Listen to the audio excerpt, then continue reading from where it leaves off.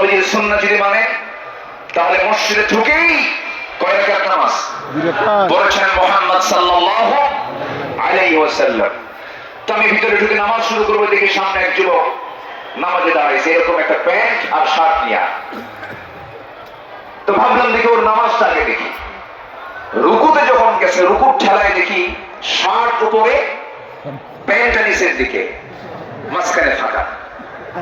তো ভাবলাম এই তো রুকুর হাল, সেজদায় যে কি হবে আল্লাহই জানে। সেজদায় যখন গেছে তখন দেখি প্যান্ট খুলে আন্ডার প্যান্ট বের হয়েছে। এই হলো পোশাকের হাল।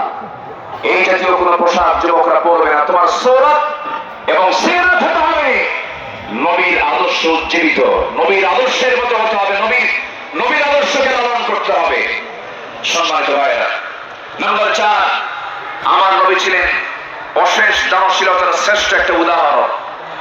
তিনি বেহিসাবি দান করতেন, কিচ্ছু রাখতেন না, সব দিয়ে দিতেন দিন প্রতিষ্ঠার সংগ্রামে। রাসূল যেদিন মারা যাবেন, আমার নবীর ইন্তেকালের সময় হয়ে গেল, নবীজি দুনিয়া থেকে বিদায় নেবেন।